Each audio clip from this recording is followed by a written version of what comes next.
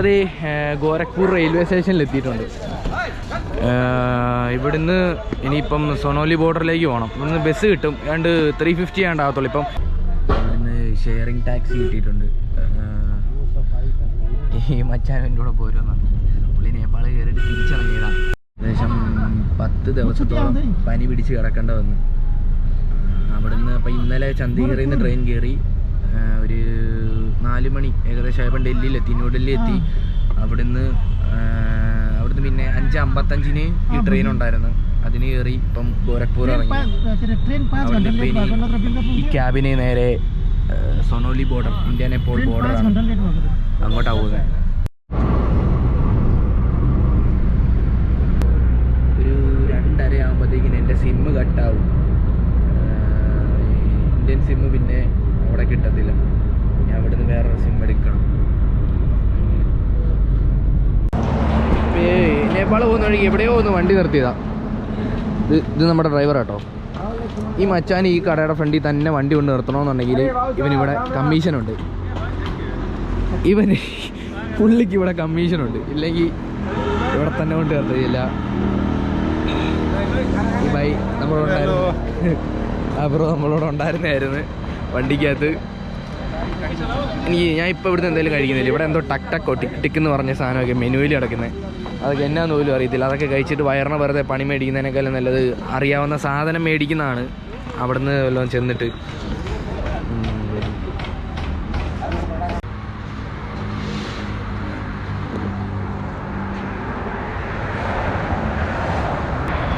ചായ കൊള്ളാം, നല്ല കിടിലൻ ചായ. മധുരം ഇട്ടിട്ടില്ല, ഇഞ്ചിയുടെ ടേസ്റ്റാണ്.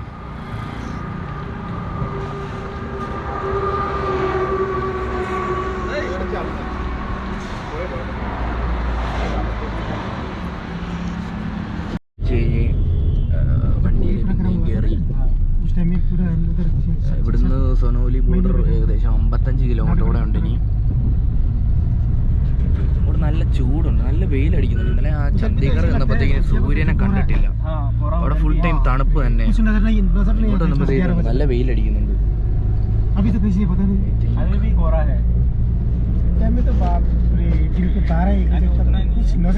നേപ്പാൾ ബോർഡർ എത്താറായിട്ടുണ്ട്.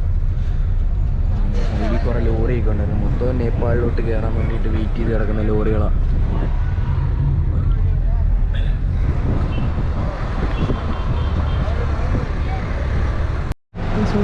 ബോർഡർ ആയതുകൊണ്ട് കേട്ടോ ഭയങ്കര തിരക്കാണ്. ജസ്റ്റ് ഇതുപോലെ ആധാർ കാർഡ് മാത്രം കാണിച്ചുകൊണ്ട് നമുക്ക് കയറാൻ പറ്റും. പാസ്പോർട്ടോ വിസയോ ഒന്നിൻ്റെ ആവശ്യമില്ല. ആധാർ കാർഡ് മാത്രം ജസ്റ്റ് കാണിച്ചാൽ മതി. നല്ല ബ്ലോക്കാണ് ഇവിടെ ഇപ്പം ബോർഡർ ആയതുകൊണ്ടാണ്.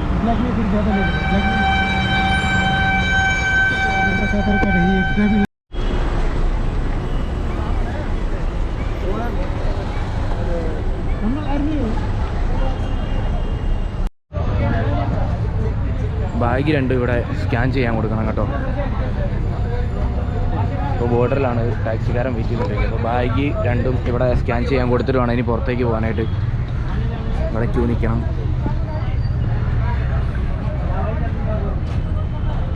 2 ബാഗുണ്ട് എൻ്റെ കയ്യിൽ. അവസാനം നേപ്പാൾ എത്തിയിട്ടുണ്ട്. ഇവിടുന്ന് ഡ്രൈവർ നമ്മളിവിടെ ഇറക്കി വിട്ടിട്ടുണ്ട്. ഇനി ഇവിടുന്ന് സിമ്മൊക്കെ എടുക്കാൻ തപ്പി എടുക്കണം. അവർക്ക് ഇവിടെ എവിടെയെങ്കിലും ഏതെങ്കിലും ഒരു ഹോട്ടലിൽ കയറിയിട്ട് ബാഗ് അവിടെ വെച്ചിട്ട് പോയിട്ട്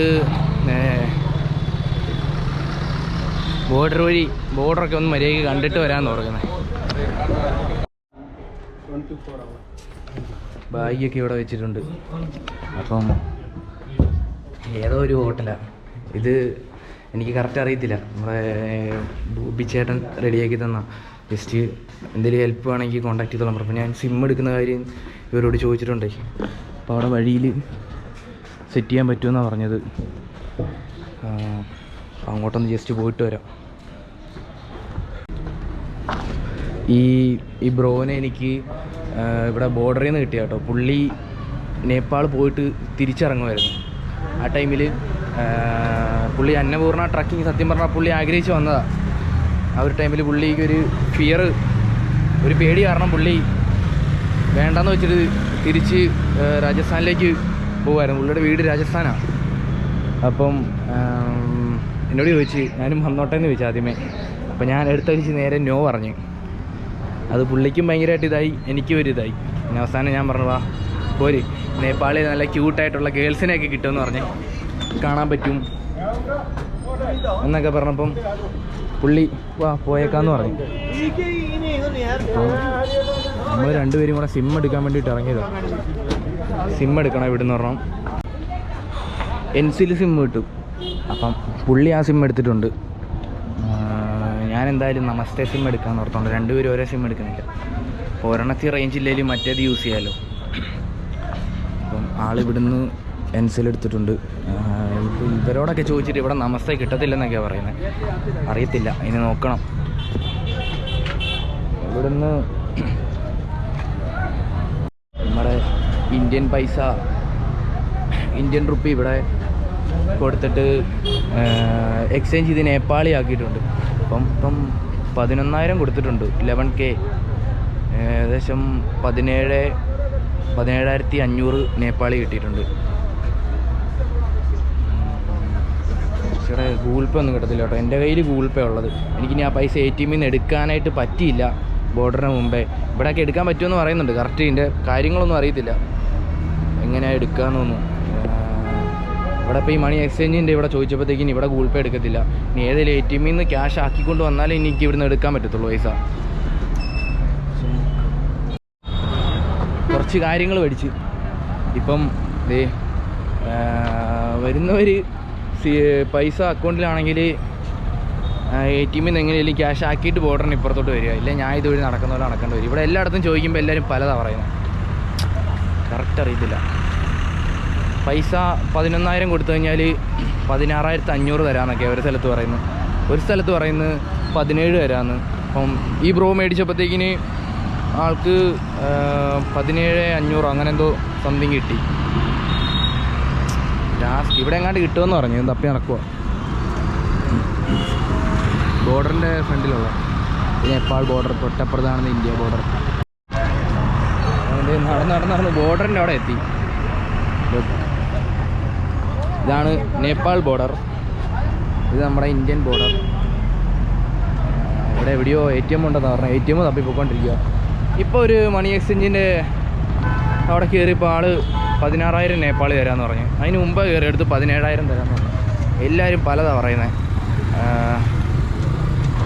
ഇവിടെ വന്ന് ചോദിക്കാമെന്ന് വെച്ച് അവിടെ ബോർഡറിനകത്ത് കയറിയിട്ട് അതെവിടെ തിരിച്ചിറങ്ങി. നമ്മുടെ ഇന്ത്യയിലേക്ക് തന്നെ പിന്നെയും കയറി ATM തപ്പി ഇറങ്ങിയതാണ്. ജീപ്പ് ചെയ്ത് കഴിഞ്ഞാൽ അവരുടെ ഏതോന്തോ ചാർജ് പിടിക്കുക, അതുകൊണ്ട് അത്രയും കട്ടാവുന്നതെന്ന് പറയുന്നത്. അപ്പോൾ പിന്നെ ഇവിടെ ഇറങ്ങിയിട്ട് ATM എടുത്തിട്ട് പോകാമെന്ന് ഓർത്തോ. കുറച്ച് ഓഫീസേഴ്സ് ഉണ്ടായിരുന്നു, അവരോട് ചോദിച്ചു ഇവിടെ ATM എവിടെ ഉണ്ട്. അവർ പറഞ്ഞ ATM എവിടെ കിട്ടും. ATM തപ്പി നടന്നുകൊണ്ടിരിക്കുക. ഭയങ്കര സൗണ്ടല്ലേ. ഇന്നത്തെ ദിവസം ഒന്നും കഴിച്ചിട്ടില്ല. രാവിലെ ട്രെയിനിൽ നിന്ന് ഒരു ചായ കുടിച്ചതാണ്. അപ്പോൾ പുള്ളി ഒന്നും കഴിച്ചിട്ടില്ലെന്നാണ് പറഞ്ഞത്. പുള്ളി ഇന്ന് നേപ്പാളിൽ നിന്ന് രാവിലെ കണ്ട് 11 മണി കണ്ടായപ്പോഴാണ് അവിടെ സ്റ്റേഷനിലെത്തിയത്. ആ സമയത്ത് ഞാനും അവിടെ എത്തി. അപ്പം പുള്ളി ഞാൻ അവിടെ വെച്ചാൽ കണ്ടത്. പുള്ളി ഫുഡ് കഴിച്ചിട്ടില്ല, ഞാൻ ഫുഡ് കഴിച്ചിട്ടില്ല. അപ്പോൾ ഇവിടെ സത്യം പറഞ്ഞു കഴിഞ്ഞാൽ പൈസ എടുക്കാൻ വന്ന സമയത്തിന് ATMൻ്റെ തൊട്ടിപ്പുറത്ത് തന്നെ ഒരു ബിരിയാണി കട. അപ്പം ഇന്ന് കഴിക്കാമെന്ന് വെച്ചു. ബിരിയാണിയുടെ പേര് ബിരിയാണിയുടെ നാം മുറാദാബാദി ബിരിയാണി. നല്ലതാണോ എന്നറിയത്തില്ല, കഴിച്ചു നോക്കണം.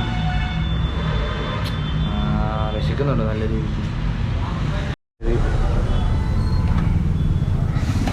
ഇവിടെ ഒരു ATM ഉണ്ടായിരുന്നു, അതിനകത്തുനിന്ന് പൈസ എടുക്കാമെന്ന് ഓർത്തു. ഇവിടെ എങ്ങും വേറെ ATM ഒന്നുമില്ല.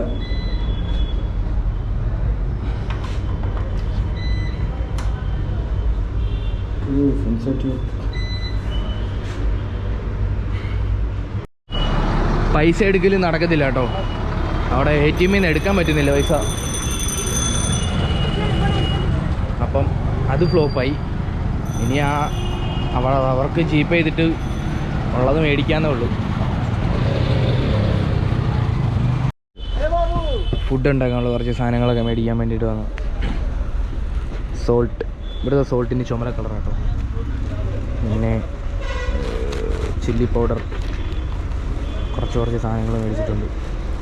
ഇത് മിൽക്ക് പൗഡറാണ്. അത് ആ ബ്രോയോട് പാക്കറ്റ് കിട്ടുമോയെന്ന് ചോദിച്ചിട്ട് അവൻ ഭയങ്കര മുടയാണ് ഇവിടെ അടി വരുന്നവനാട്ടോ. റൈസ് ഉണ്ട് ഇങ്ങനെ കുക്ക് ചെയ്യാനായിട്ടൊക്കെ എളുപ്പം ഈ റൈസാണ്, बासमती राइस. हाँ भाई. क्या नाम है आपका ब्लॉग का? हाँ यूट्यूब का क्या नाम है आपका? मेरा नाम यूट्यूब से प्रणब. ये नाम वो नाम बोलो. कितना है आपका नाम आपका सब्सक्राइबर? नाम कासिम. सब्सक्राइबर क्या मुस्लिम है क्या? ചായയാണല്ലോ നമ്മുടെ മെയിൻ സാധനം. പക്ഷെ ഉയരം കൂടുന്തോറും ചായയുടെ ടേസ്റ്റ് മാത്രമേ ഇതുണ്ട്, ഗ്ലാസിൻ്റെ വലിപ്പവും കുറയും ഇതുപോലെ. ബ്രോ പോകാനുള്ള സാധനങ്ങളെല്ലാം ഈ സാധനത്തിനകത്താക്കി. ബാഗിനകത്ത് സ്പേസ് കാണത്തില്ല. ഒന്നാമത് ബാഗ് മൊത്തം ഇപ്പം പൊട്ടാറായിട്ടിരിക്കുക. അപ്പം ഒന്നെങ്കിൽ ഇത് വല്ലതും കൈ പിടിച്ചിട്ട് കൊണ്ടുപോകണം, അല്ലെങ്കിൽ കുറച്ച് നമ്മൾ രണ്ടുപേരുണ്ടല്ലോ, രണ്ടുപേരുടെ ബാഗിനകത്ത് കുത്തിക്കയറ്റാം. ബാക്കി ബാഗിൻ്റെ പുറകിൽ എവിടെയെങ്കിലും കെട്ടിയൊക്കെ തൂക്കിയിട്ടിട്ട് എങ്ങനെയൊക്കെ പോവാം. പരിപാടി അങ്ങ് ബോർഡർ വരെ ഇമാതിരി ബ്ലോക്കാണ്. ഈ വണ്ടിയെല്ലാം ബോർഡർ നടക്കാൻ വേണ്ടിയിട്ട് നിൽക്കുന്ന, അപ്പോൾ അതിൻ്റെ ബ്ലോക്കാണ്. ഞാനിപ്പം ഇങ്ങോട്ട് തിരിച്ചിറങ്ങിയല്ലോ ഇന്ത്യയിലോട്ട്, അതുകൊണ്ട് ഇനി തിരിച്ചെങ്ങനെ കയറണം എങ്ങനെ പരിപാടിയൊന്നും അറിയത്തില്ല. അല്ലെ പൈസ മാറാൻ പോകാന്ന് പറഞ്ഞപ്പം ആർമി പുള്ളി ഇറക്കി പൊക്കോളാൻ പറഞ്ഞ്. തിരിച്ച് ചെല്ലുമ്പോൾ ഇനി എന്നാണോ. എൻ്റെ കൂട്ടത്തിലുണ്ടായിരുന്ന ആ മച്ചാൻ സിം എടുത്തതാണ്. എൻസിലാണ് എടുത്തത്, എൻസിലോ അങ്ങനെ. ആ സിം എടുത്ത് ഇപ്പോൾ ഒരു മണിക്കൂറായി കാണും. ഇപ്പോൾ മൊത്തം റേഞ്ചും കട്ടായെന്നാണ് കാണിക്കുന്നത്. അപ്പോൾ എൻ്റെ ഫോണിലും വിളിച്ചാൽ കിട്ടത്തില്ല, പുള്ളിയുടെ ഫോണിലും വിളിച്ചാൽ കിട്ടത്തില്ല. അതെ, ഞാൻ നമസ്തേ സിം എടുക്കാമെന്ന് ഓർത്തുകൊണ്ടായിരുന്നു പുള്ളിയെ കൊണ്ട് ആദ്യം മേടിപ്പിച്ചത്. ഇപ്പോൾ വൈഫൈ ഇല്ല, ഒരു തേങ്ങയില്ല, വെറുതെ നിൽക്കും ഇവിടെ. എന്താണോ സംഭവം, ദേഷ്യം വരുന്നുണ്ട് സത്യം പറഞ്ഞാൽ. കത്തി കിടക്കുന്നു. പുള്ളിയുടെ സിമ്മ് ശരിയായിട്ടോ. ഞാൻ ഇപ്പം നമസ്തേ സിം എടുക്കാമെന്ന് പറഞ്ഞു. ഇവിടെ ടെലികോം TRCയോ അവിടെ കിട്ടത്തുള്ളൂ എന്ന് പറഞ്ഞു. പക്ഷേ ഇപ്പോൾ ഇവിടെ 550 കണ്ട നമസ്തേ സിമ്മിന് പറയുന്നത്. ഈ ചേച്ചിയാണ് അപ്പോൾ ചെയ്യുന്നത്.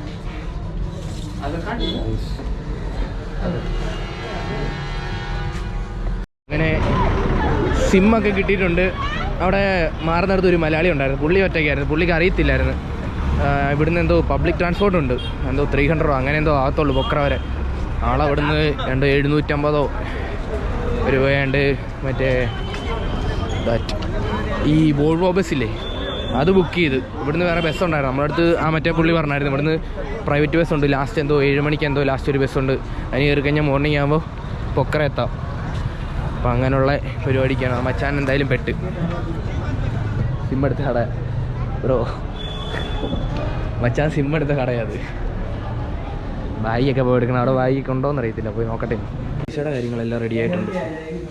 ഇത് ഹോട്ടലും സ്റ്റേയും എല്ലാം കൂടെ കേട്ടോ.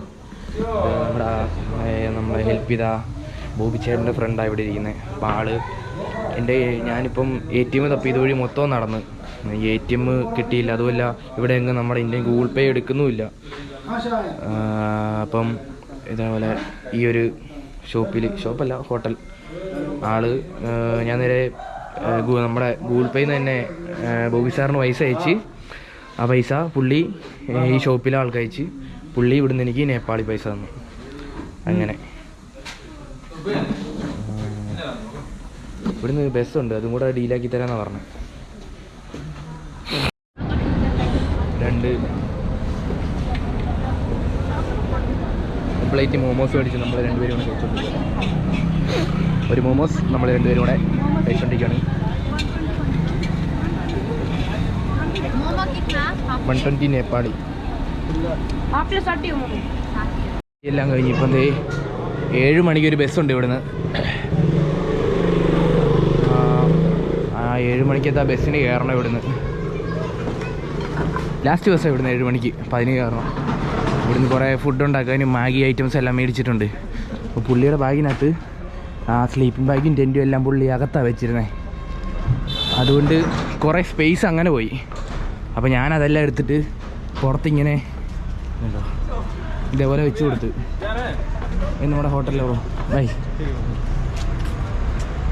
അതാട്ടോ ഹോട്ടലിലാ ചേട്ടൻ. പുള്ളി കുറേ ഹെൽപ്പ് ചെയ്തു, പൈസ എക്സ്ചേഞ്ച് ചെയ്ത് കൈ തന്നു. ഞാൻ ബോബി ചേട്ടന് ചീപ്പ് ചെയ്ത് കൊടുത്ത് പുള്ളിക്ക് നേപ്പാൾ ബാങ്കിലേക്ക് അയച്ച് പുള്ളി നേപ്പാളിയാക്കി കൈ തന്ന്. സോ ടെൻറ്റ് താഴെ വെച്ച് സ്ലീപ്പിംഗ് ബാഗ് മുകളിലും വെച്ച് പിന്നെ അകത്ത് ഫുള്ളും മാഗി സാധനങ്ങളെല്ലാം വെച്ച് എൻ്റെ ബാഗിനകത്തും കുറേ കയറ്റിയിട്ടുണ്ട്. ഈ ബസ് കേട്ടോ പോകാനുള്ള.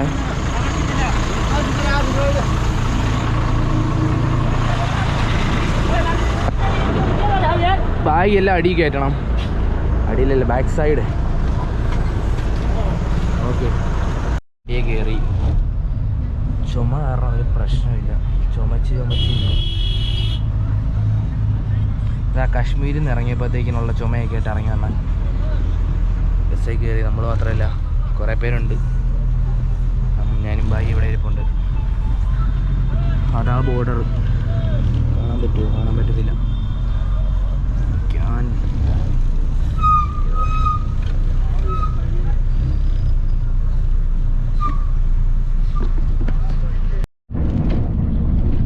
അപ്പം ബസ്സിൽ കയറിയിട്ടുണ്ട്.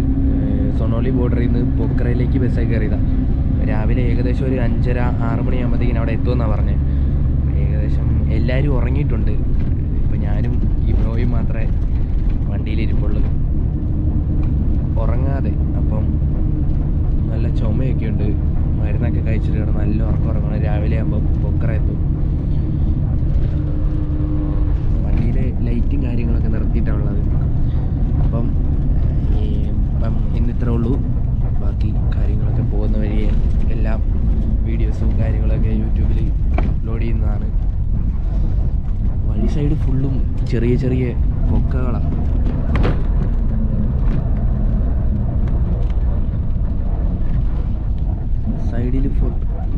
സൈഡിൽ മൊത്തം കുഴിയാട്ടോ.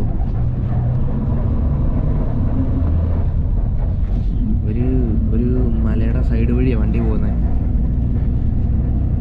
രാവിലെ അവിടെ എത്തിയാൽ മതി. അത്രേ ഉള്ളൂ. എങ്ങനെയും ഉറങ്ങണം. നല്ല മൊത്തം കുഴി ഇതായതുകൊണ്ട് ഉറങ്ങാൻ പറ്റുമോയെന്ന് പോലും അറിയത്തില്ല. അപ്പം ശരി എന്നാ, ബൈ. അടുത്ത വീഡിയോയിൽ കാണാം.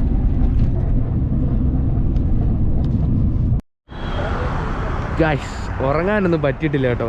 ആ സീറ്റാണെങ്കിൽ തന്നെ ഭയങ്കര ഒരുമാതിരി ഇതായിരുന്നു. ഇരിക്കാനൊന്നും പറ്റാത്ത രീതിക്ക് സീറ്റിംഗ് പൊസിഷനൊക്കെ ഭയങ്കര മടുപ്പായിരുന്നു.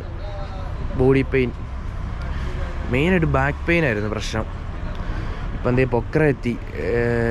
5 മണിയാവുന്നു രാവിലെ. പൊക്ര എത്തി. ഇനി ഇവിടുന്ന് വേറൊരു ബസ് വേണം. മൊത്തം ടാക്സിക്കാരെ ഇവന്മാരെ ഒന്നും പിടിക്കണ്ട. ഇപ്പോൾ ഇവിടുന്ന് 1 മണിക്കൂർ കഴിയുമ്പം പ്രൈവറ്റ് ബസ് വരും. പ്രൈവറ്റ് ബസ്, പിന്നെ പബ്ലിക് ട്രാൻസ്പോർട്ട് മെയിനായിട്ടും എപ്പോഴും ബെറ്റർ. വലിയ തണുപ്പ് എനിക്ക് തോന്നുന്നില്ല ഇപ്പം. അതായത് ഇങ്ങോട്ട് വന്ന വഴി ഒരു സ്ഥലത്ത് വണ്ടി ജസ്റ്റ് നിർത്തി, അവിടെ നല്ല തണുപ്പായിരുന്നു. ഇപ്പം ഇവിടെ എന്തോ വലിയ തണുപ്പ് തോന്നുന്നില്ല. എൻ്റെ ഈ ബായി ഇതിനകത്താണ് എൻ്റെ ആധാർ കാർഡ്, പൈസ കാര്യങ്ങൾ മൊത്തം ഈ ബാഗിനകത്താണ്. ഇത് ഇപ്പോൾ ആ ബസ്സിനകത്ത് വെച്ചിട്ടോ. ഈ ബസ്സിൻ്റെ പേരറിയോ? അതറിയത്തില്ല. ബസ്സിൻ്റെ ഫ്രണ്ടിൽ ഫോട്ടോ ഉണ്ടോ? അതൊന്നുമില്ല.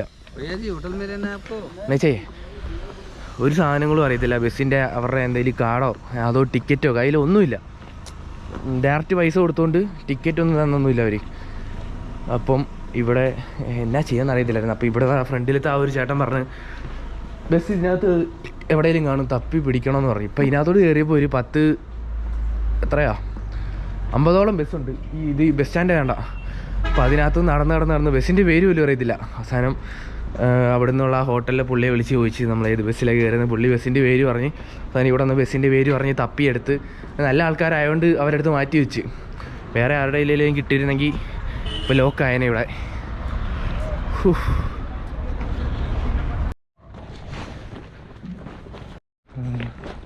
അവിടെ ഇരുന്നിട്ട് കാര്യമില്ല. അതുകൊണ്ട് മാപ്പിട്ട് നടന്നുകൊണ്ടിരിക്കുക. ഇനി ടൂറിസം ബോർഡിൽ പോയിട്ട് പെർമിറ്റ് എടുക്കണം ട്രക്കിങ്ങിനുള്ള.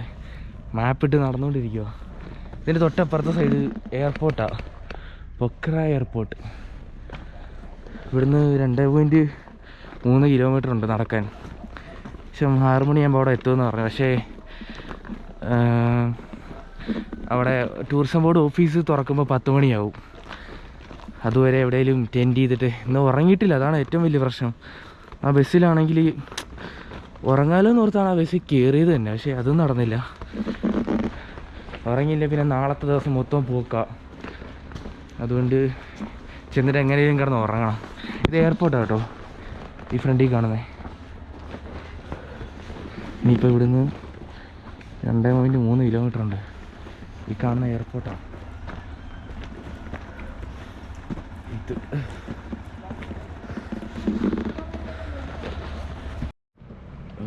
2 കിലോമീറ്ററോളം നടന്നിപ്പം. ഇവിടുന്ന് നേരെ വരുമ്പോൾ ഒരു ജംഗ്ഷൻ, ആ ജംഗ്ഷനിൽ നിന്ന് ലെഫ്റ്റ് എടുത്ത് ഒരു 400 മീറ്റർ പോയി കഴിഞ്ഞാൽ നേപ്പാൾ ടൂറിസം ബോർഡ് എത്തി. ബാഗെല്ലാം ഇവിടെ സേഫാക്കി വെച്ചിട്ടുണ്ട്. കൂടെ ഉള്ള മച്ചാൻ വേറെ ലെവലാട്ടോ. പുള്ളി ഇങ്ങനെ സംസാരിച്ചുകൊണ്ടിരിക്കും, അതുകൊണ്ട് മടുപ്പടിക്കത്തില്ല. ഓഫീസ് കണ്ടുപിടിച്ച് ഇനി എന്തായാലും തുറക്കുമ്പോൾ 10 മണിയാവും. അതുവരെ നമുക്ക് അതിനകത്ത് നിൽക്കാൻ പറ്റത്തില്ല. അവിടെ നേപ്പാളി പോലീസുകാരുണ്ടായിരുന്നു. അവർ പറഞ്ഞു കുറച്ചുകൂടെ മുമ്പോട്ട് നടന്നു കഴിഞ്ഞാൽ ഒരു പാർക്കുണ്ട് സൈഡിലെ ലേക്കിൻ്റെ അവിടെ, വേണേൽ ക്യാമ്പ് ചെയ്യാമെന്ന് പറഞ്ഞു. അങ്ങോട്ട് നടന്നുകൊണ്ടിരിക്കുക. അവിടെ ചെന്നിട്ട് ഉറങ്ങാൻ പറ്റും. ഒരു 10 മണി വരെയെങ്കിൽ ഉറങ്ങിക്കഴിഞ്ഞാൽ ഓക്കെ ആയിരിക്കും. 10-11 ആണെങ്കിലും കുഴപ്പമില്ല. എന്നിട്ട് ആദ്യം ചെന്നൊരു ചായ ഉണ്ടാക്കണം, കുടിക്കണം, എന്നിട്ടേ ഉള്ളൂ ബാക്കി. മച്ചാൻ ഫ്രണ്ടേ നടക്കുന്നുണ്ട്. ആ ഇതാണോ പാർക്ക്? ഓക്കെ. ഇവിടെ പാർക്കിൻ്റെ അകത്ത് എന്തായാലും ടെൻ്റ് അടിച്ചില്ല. ഇതെന്തോ ഷോപ്പോ എന്തോ റെസ്റ്റോറൻ്റ് വേണ്ട. അപ്പോൾ അവിടുത്തെ ആളോട് ചോദിച്ചപ്പോൾ ആൾ ഇവിടെ ടെൻ്റ് അടിച്ചോളാൻ പറഞ്ഞു. ഇവിടെ പിന്നെ ഇവിടെ ഇന്നല്ല ഒരു 10-11 മണി വരെ ഇവിടെ കിടന്നുറങ്ങുക. അപ്പം ഓഫീസ് തുറക്കും. Bro look there. ആ അങ്ങ് അവിടെ ഒരു മല തെളിഞ്ഞ് വരുന്നുണ്ട്. അതായത് സൂര്യൻ എവിടെ നിന്ന് ഇവിടെ ഈ സൈഡിൽ നിന്നാണ് സൂര്യൻ പൊങ്ങി വരുന്നത്. അപ്പം അതിൻ്റെ ആ ഒരു വെട്ടം അങ്ങോട്ട് അടിക്കുമ്പോൾ ഫുൾ റെഡ് കളറാവും. ഉറങ്ങിയില്ലെങ്കിൽ വീഡിയോയിൽ കാണും അത്.